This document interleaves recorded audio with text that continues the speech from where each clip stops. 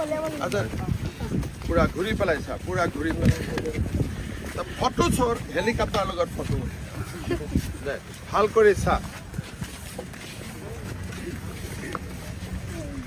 অলপ উঠি চাব ইচ্ছা আছে নেকি যা উঠ